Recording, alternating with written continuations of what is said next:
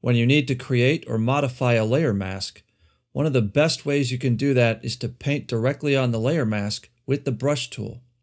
Now this method can be more time-consuming than others, but the added creative flexibility that it gives you makes it more than worth it in many cases.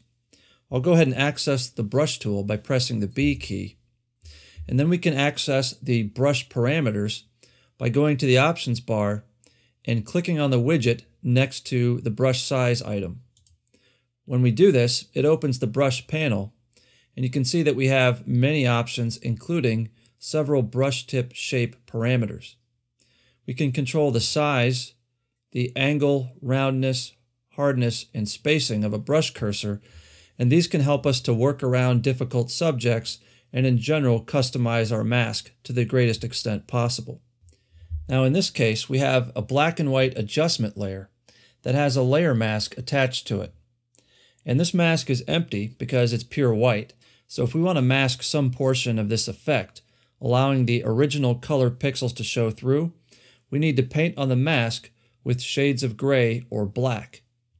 So if I move the cursor back to our toolbar, we have a foreground color well and a background color well. All we need to do to change what we're painting with is to click on the foreground color well, and this brings up the standard Photoshop color picker. From here, we can work our way up or down the left edge of the color ramp to define how dark of a gray or black tone that we want to use. So let me show you how this works. I'll go ahead and leave this set to black. I'll click OK. And then I'm going to increase our brush size by clicking the right bracket cursor, and you can see that reflected in the panel. Then I'll just go ahead and draw a squiggly line all the way down the document. So now you can see 100% of the original pixels are showing through in these areas because I painted on them with black. Now if I go back to the color picker and choose a middle gray and click OK, and then I make the same kind of mark on the document, you can see less of the original pixels, or less of the original color in this case, shows through.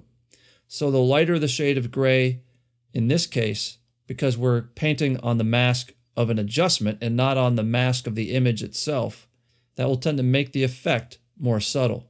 So I'll go ahead and undo those two steps.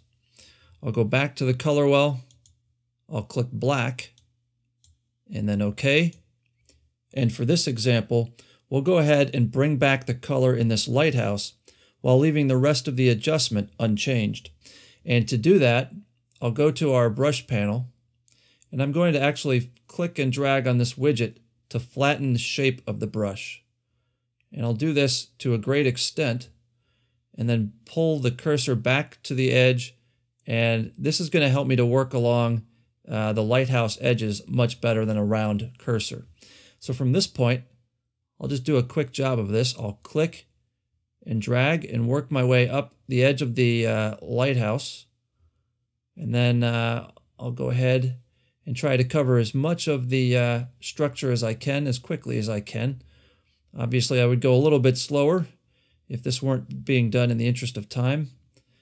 And you can see in some spots I'm going over the edge a little bit, and I'll show you how to take care of that in just a second. So I'll make one final pass here. So from this point, we can zoom in a little bit, and I'll pan over, and we can begin to remove those extraneous mask pixels by going back to the color well, and I'm just going to click this little double arrow, because what it will do is switch the background and foreground colors. So now I'll be painting with white, and I can just click and drag and work my way down along the edge of the lighthouse. And so you can see how this is both more precise and more creatively interesting, if you will, but it's also more time-consuming than using some of the selection tools that we talked about. So I'll go ahead and make a few last changes here. It won't be perfect, but hopefully it'll give you the idea when we zoom back out. I'll go ahead and fix some of the bleed over in that area. And one last spot. And that should about do it. So from this point, I'll zoom back out and pan over.